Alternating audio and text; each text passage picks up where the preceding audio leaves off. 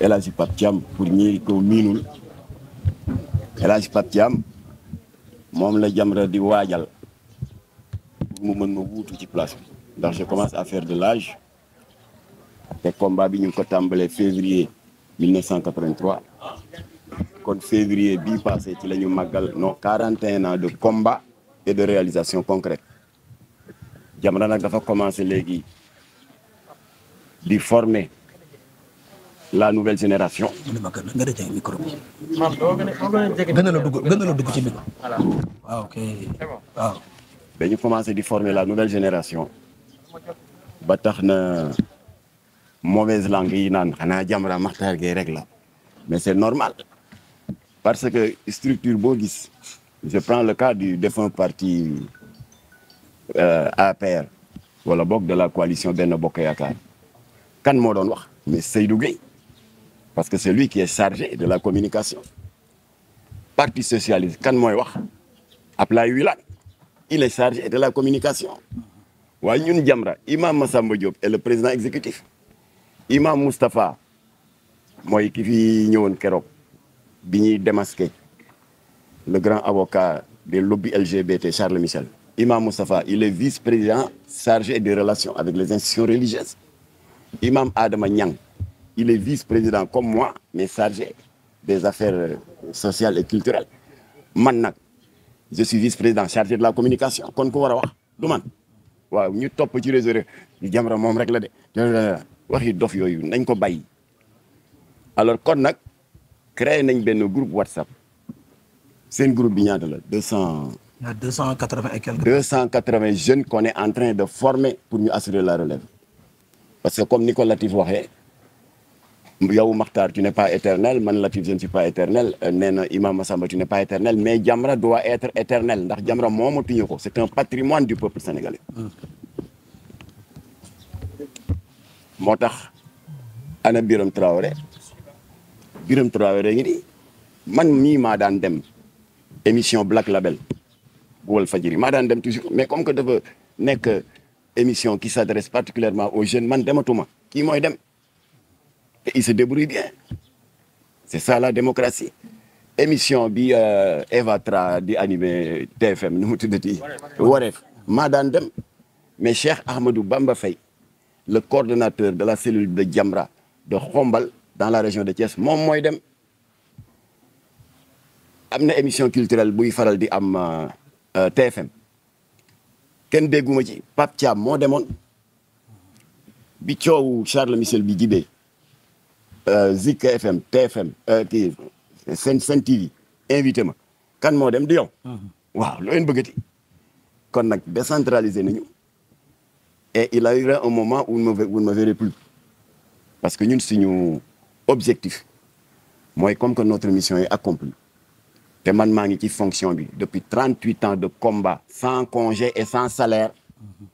defe naa am na foo xam ne bu ñu fa tolloo ñu war a bàyyi la nouvelle génération dem alors moo tax nag kii laa leen di présenter d'abord Pape Thiam c'est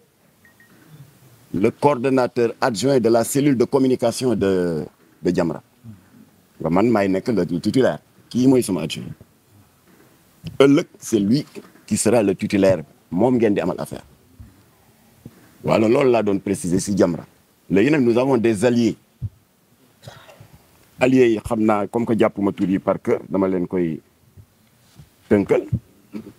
daaral Quran wal Ihsan imam ratib bu Tëngéej moo leen représenté El Hadji Aliou Dia moom c'est un co-signataire de la déclaration de condamnation et d'indignation des propos de propagande LGBT et d'apologie de l'homosexualité bi nga xam ne Jean-Luc Mélenchon def na ko te ñu war ko traduire en arabe et en woyofal jox ko xalif généraux yi alors kon daaral Quran wal Ihsan El Hadji Aliou Dia ci comité d'organisation de la traduction du discours de Mélenchon la bokk c'est un allié de Jamra de longue date combat yëpp ñoo koy bokk na ci allié yi Duha minal kitaabi wa sunnati imam ratib bu Wakam imam Mouhamadou Lamine Diagne ñooñu ñëpp c'est des membres de Jamra waaye dañu am seen structure à part daal di am la double fonction d'allié beneen allié di rahmatal alamin bu oustaz Souleymane Diaw ana Cheikh Kébé waa Cheikh Kébé moo ko fi représenté parce que Souleymane Diaw nee na dafa c'est un animateur du desk religieux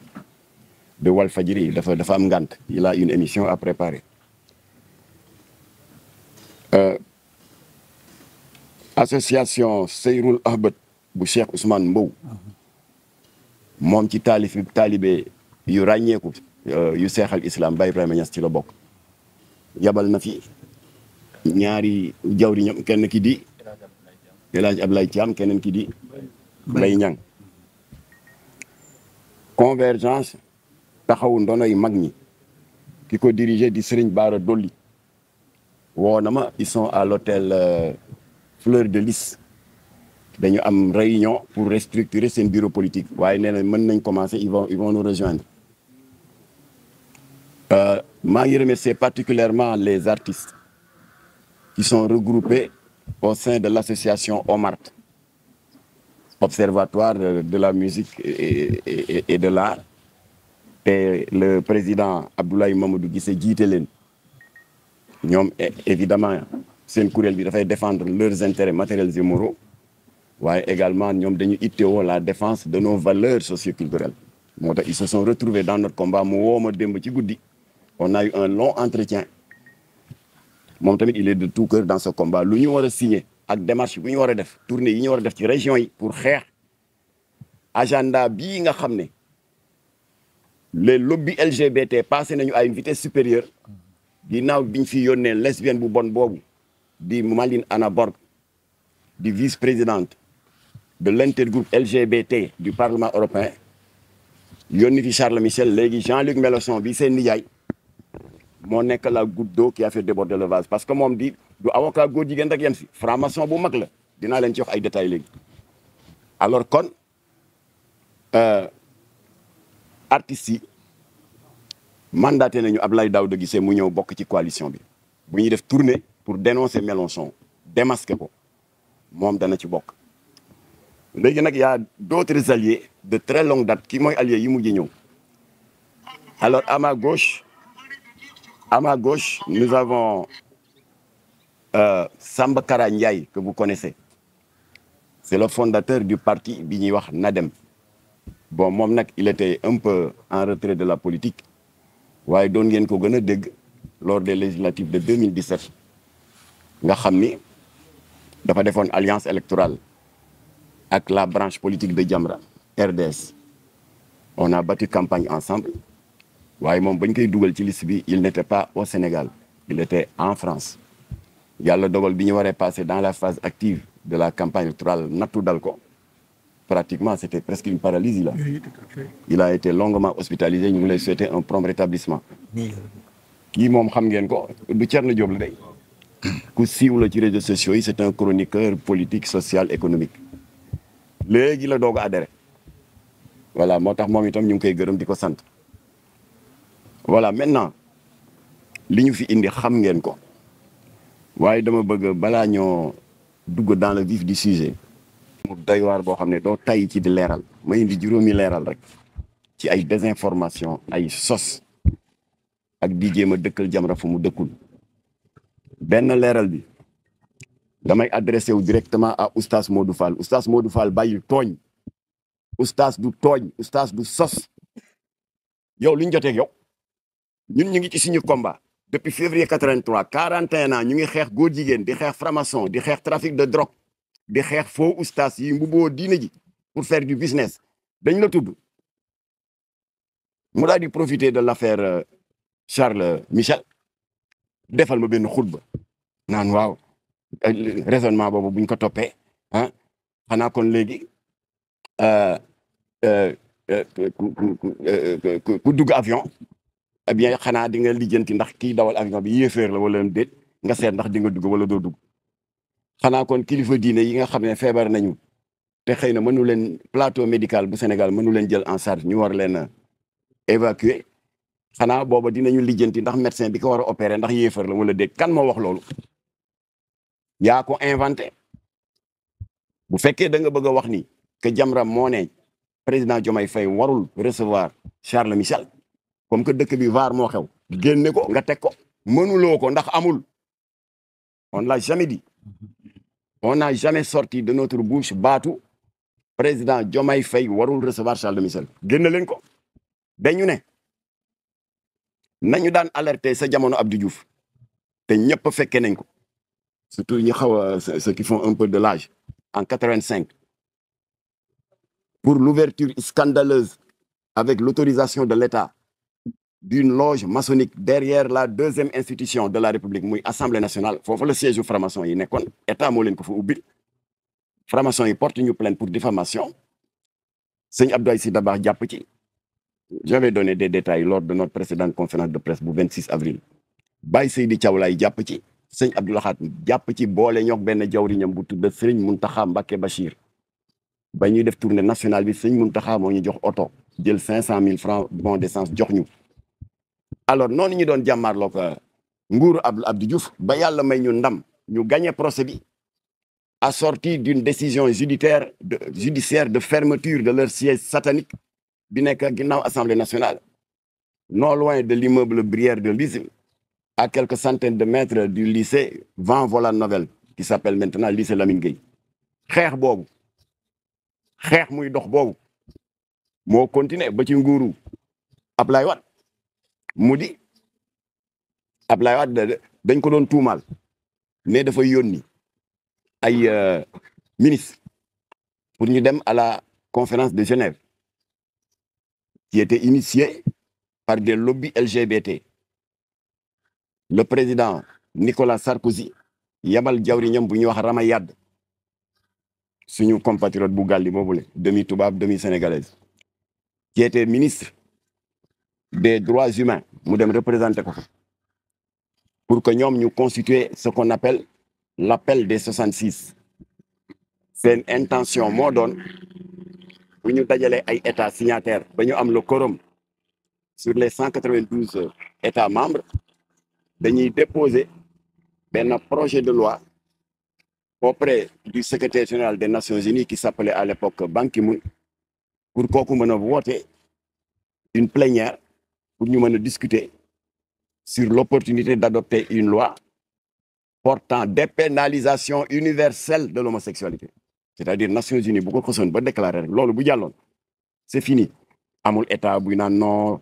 dañ ko pénaliser sinon ONU day dal sa kaw tout mal la nekk da nga def une violation des droits humains te doo ci génne noonu loolu xeex nañ ko Jamra ànd ci ak oustaz Aliou Sall mu mobiliser daayiraam yëpp ñu ànd ci ak imam Mbaye Niang mu mobiliser toutes ces structures joxe woon naa tous les détails cité bi ñu defoon grande mosquée police fekk ñu fa dóor ñuy grenade sotti ñu ndox waaye am nañu ndam parce que le lendemain ci le président Ablaye Wade woo Bamba Ndiaye le ministre en charge des affaires religieuses daal di woo Koumba Gaye ministre en charge des droits humains ñu def point de presse commun daal di weddi ba tëdd ci suuf ne Ablaye Wade yabalul benn ministre pour mu signer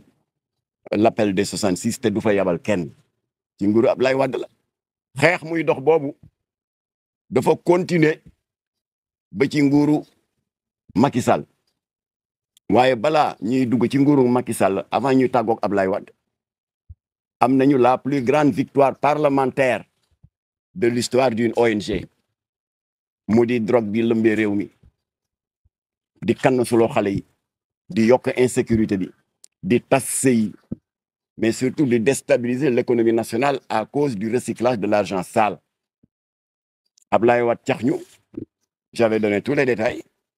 nee ñu kocc nee na nettali ci lamiñu borom la dàqe ñu ne ko ah lu tax mu ne lu tere yéen ngeen dem assemblée plaidel ko seen bopp juridiquement Jamra mënul dugg assemblée nationale. Il a fallu créer sur les flancs de Jamra une formation politique bu tudd la RDS, Rassemblement démocratique sénégalais, comme je l'ai dit tout à l'heure, qui était en alliance lors des élections de 2017 ak Samba Kara Ndiaye bi jiite kuréel bi ñuy wax NADEM. Alors ñu dugg assemblée. D'abord on a battu campagne en partenariat avec la coalition Sopi am député dugg assemblée puisqu'on n'avait pas un nombre suffisant pour constituer un groupe parlementaire ñu def un travail de communiste un travail de couloir daal di fexe seeti député yi am na député yoo xam ne dañ leen seeti à domicile ñu signé ba ñu am 80 députés le jour du vote opposition majorité def bloc autour de Jamra et on a adopté la loi 2007-31 le 30 novembre 2007 qui criminalise le yamba local qui criminalise le cannabis bii jógee Mali criminaliser l'opito bii jógee Nigéria criminaliser brown bii jógee Ghana criminaliser cannabis bii jógee Amérique du Sud xam naa comme que affaire bi live la ñu bari ci yéen a ngi koy live maa ngi remercier aussi 7TV bu Maïmouna Ndour Faye moom tam mu ngi koy def live comme que live la activiste boo yaree dëkku boobule tey saaga xalif généraux yi dana gën a bërëngu ci suuf mëq suuf ndax ba Jamra criminaliser yàmbaawam criminaliser cocaïne chaque jour mu daggal ñuy saaga ma di ko wax ne kooku le coup est déjà parti mënatoo ci dara le yamba ne sera jamais dépénalisé au Sénégal booye boo nga xam ko loi bi encore pour corriger le tuuti sax ndax sa ndof c'est pas un projet de loi mooy lu jógee ci exécutif bi c'est une proposition individuelle de loi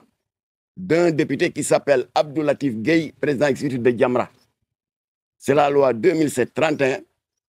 moo tax naataangoo député am daal di ko sargale tuddee ko la loi Latif Gueye ñun ñoo criminaliser yamba na nga xam loolu il a intoxiqué beaucoup de jeunes ci ay waxi dof ñun ñoo criminaliser sa cocaïne bi ñu di la yëgal ne nag ku fi dof looti ba dugal fi yooyu dootul ay 6 mois ki 3 mois de 10 ans le minimum assorti d'une amende qui fait le triple de la valeur de la drogue saisie mbaa dugg na say nopp ngay wër di saaga di sos di fen rek Jamra moo ko criminaliser et on reviendra pas là-dessus ñoo criminaliser yamba bi sa yamba criminaliser sa cocaïne bi ngay muqi ba soo wëlbatik sa yóor ba dootu am benn kersa di saaga sëñ Muntaxa saaga sëñ Babacar Sy Mansour saaga sëñ Mayi Ñas loolu nag mooy la nga xam ne Jamra defoon na ko dans le gouvernement de Abdoulaye Wade xeex muy dox boobu continuer ba Macky Sall la ñëw nettali naa fi tous les détails un État comment peut-il se glorifier d'avoir adopté dans son arsenal législatif l'article 319 du code pénal bi xaramal ngóor jigéen ce même État def preuve d'hypocrisie jaar ci suuf par le biais de son ministère de l'Intérieur naan góor jigéen yi ñëw leen comme que vous êtes constitué en association ñëw leen ngeen jël seen récépissé c'est paradoxal kan moo ko dénoncé sur les 125 ONG islamiques Jamra Cote moo def conférence de presse dénoncé ko nettali woon naa leen fii je ne reviendrai plus dessus pour ne pas abuser du temps détail yëpp le président Macky Sall avait donné instruction ñu convoqué ma ministère de l'Intérieur naan naa indi preuve bu wane ne état moo jox góor jigéen ñi récépissé joxoon naa leen tous les détails Aly Ngouille Ndiaye moo ma convoqué woon ma ne ko nag nguur Ablaye Wade ils ont autorisé 9 associations góor jigéen yéen ngeen ñëw yokk karaw ci xar mi autorisé 7 associations ça fait 16 loolu la Jamra dénoncé il était entouré de hauts gradés de la police waaw ma ne ko bu ma xamoon ne lii nga may doyee doon naa indi toute la documentation mais en attendant yi ma jàpp ci sama xel bindal comme que preuve ngay laaj dinaa jox ay numéro nga dem léegi seen informatique bi ngeen gis ko ma ne ko bindal première association bi ngeen jox récépissé de reconnaissance officielle parce que xam nga récépissé genre carte d'identité la rek comme ñun ñi ni ñu amee carte d'identité nom prénom adresse et cetera date de naissance boo créé association pour mu am une existence légale récépissé moo lay may loolu moo tax parti yi dañu am récépissé syndicats yi am récépissé yenn daayira yi mais luy ndeyu association góor jigéen qui sont condamnés par l'article 319 du code pénal nga di leen jox récépissé ci nguuru Macky Sall laa dénoncé loolu pour contre góor jigéen ñoom Diomaye daje ñu genn wàll gi alors ma ne ko première yi di AIDS di Jaaji Diouf moo ci ëpp taalibe 650 membres góor jigéen ak lesbienne numéro de récépissé 15 444 signé par qui est cachetée par qui? La DGAT, la Direction Générale de l'Administration du Territoire du ministère de l'Intérieur. ma ne ko bindal boobu tam jàpp naa ko parce que waaye document bi yëpp danaa la ko yónnee mu di prudence kan moo ko présidé Jamil Bangoura bàyyil kàcc gis naa ngay dem ay TV5 ci média français yi di fenal Jamra naan ñun on t'a menacé de mort ñun dañ la faale lu ñu lay doyee menacé de mort yooyu yëpp pour se valoriser auprès des ambassades et des institutions internationales pour triander leen am xaalis triander ngeen ambassade du Canada ba lekk ci moom 185 millions mais Jamra va écrire à toutes les ambassades ne leen ku fi ñëwati ne Jamra daf koy menacé góor jigéen bu ñëw di wax loolu day fen on va le faire alors Jamil Bangoura prudence la numéro de récépissé am lan la 12 345 délivré par qui? Eh bien délivré par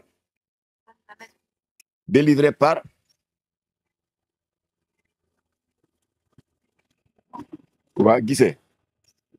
alors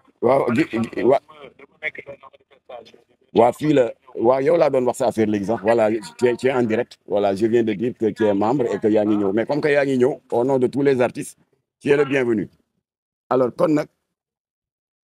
moom Biram am woo ko pour tegtal ko place bi nee na dafa ñëw ba fii réer la alors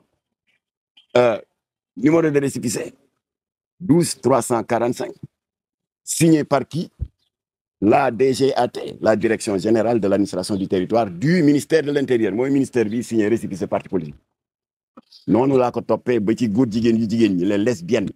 mu di sourire de femme bi ndey kër jiite am na ku ma ne sax alternance am na fa temps yi keneen na ko jiite ma ne c'est la même chose ay lesbiennes lañu rek alors kon loolu xeex muy dox bi depuis 41 ans la moo ko jur alors kon bu ko defee jamono di dox ba alternance amaat loo leen bëgg Jamra dem te di toog au nom de quoi du ñu soppi lu day ni tarfatal ay ni dans notre posture de veille pour la préservation des nobles valeurs qui nous ont été léguées par nos vaillants ancêtres et par les grandes figures religieuses qui reposent en terre sénégalaise kenn du tax ñu soppi ko ma di ko répété amul benn chef d'État passé présent ou futur bu fees bëtu Jamra amul benn chef d'État bu mën a bukki bët xonqali bët ba Jamra mën a soppi lu day ni tarfatal ay ni ci suñu combat que nous menons depuis 40 ans ba ma ko waxee am na ñoo xam ne ils s'étaient sentis un peu égratignés je le répète ici ba ñuy créé Jamra au mois de février 1983 président Macky Sall qui est né en 1961 n'avait que 22 ans mooy li am ba ñuy créé Jamra en février 1983 Ousmane Sonko qui est né en 1974 n'avait que 9 ans ba ñuy créé Jamra en 1983 Diomaye Faye qui est né en 1980 n'avait que 3 ans waaw lan ana lu fi bees ba ñu naan waaw li ngeen doon wax ci Macky Sall waxoo ko si fii wax naa leen léegi quelques points saillants mais il y a un ouvrage qui est en préparation inch'Allah bëgg nañ mu génn ci 2024 bi intitulé Jamra 40 ans de combat et de réalisation concrète kon loolu moom bëggoon naa mu leer bu ko defee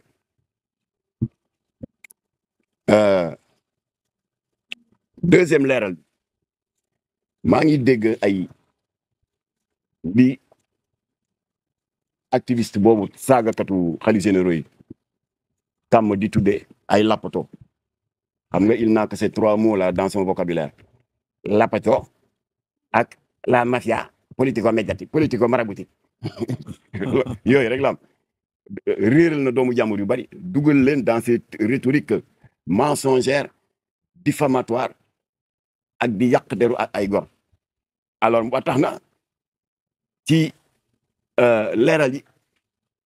dégg nañu temps yi des individus qui insistent à dire que waaw léegi ñu ngi nii ci Diomaye ginnaaw bi ñu jógee di wax ne c'est des experts balistiques léegi ñu ngi ci Diomaye li ma tontu Modou Fall laa leen di tontu fan ngeen mës a déggee benn waa Jamra jóg di fëgg dëndam ne c'est un expert balistique du yéen a xewal mode boobu ngeen naan vaar génne leen ko bu amoon ngeen génne ko mais amul ay kàcc la dama wax ni am na 3 autorités de l'ancien régime de la sécurité tuddoon naan leen yónnee naa leen benn vidéo bu guddul 5-6 minutes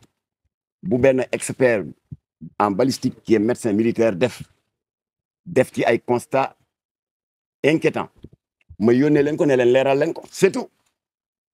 ana fu Jamra waxee ne nous sommes experts en balistique voilà kàcc baaxul désinformation manipulation léegi Jamra yooyu dañ daan bàyyi mu jàll léegi yëpp la ñuy jël di ko démonter di ko damm par benn 3e leeral bu leeral yi jeexee ñu dugg ci sujet bi parce que dëkk bi boo dul leeral ñu dëkk la fa dëkkul waaye je vais pas insister dans des détails ba tey am na ay dof surtout ay góor jigéen qui ont pour seul unique argument waaye yow balaa ngaa moraliser nit ñi yaral sa doom yaral sa doom bu jigéen en faisant allusion ak coow li fi amoon en 2020 concernant ma propre fille man nii maa def xam nga kuy nëbbatu doo def communiqué maa def communiqué ci réseaux sociaux yi et je remercie Mati 3 Pommes ma Mati Fall dimbali na ma ci jox ko photoom nee ko tasaareel ma photo bi xale bi dafa def lu mu mësul def dafa ma tàggu pour dem centre aéré def un peu de footing xam nga jigéen ñi dañu bëgg a maintenir la ligne waaye il est 22 heures gisuma ko te moom bu wàccee 18 heures defi footingam 20 heures au plus tard ñëw na Mati ne ma loolu ndam la yow sa doom am un retard de 2 heures rek nga alerté ute nga ak ñi may bañ a tudde ma ne ko ñan mu ne ñi seeni doom toog 1 mois doog a ñëw ñu naan la waaw foo jëlee portable yi dooma ko may waaw ma ne ko bul tooñ man sama bopp laa xam 8 heures la daan ñëw il est 22 heures gisuma ko alertel ma ñu alerté ngeen yëg ko kuy nëbbatu dina def loolu ba pare ma déposé benn du plainte de déposé benn déclaration de disparition auprès du commissaire de la sûreté urbaine mu ngi may dégg dafa am tur am sant Baara Sankala la tudd parce que la police suit toutes les conférences de presse surtout que léegi live am na mu ngi may dégg mu ne ma jox ma photo jox ma lépp vraiment foog ñu jàppale la yow vraiment sa taxawaay ci njaboot gi ci réew mi et cetera noonu la demee et puis les recherches ont été lancées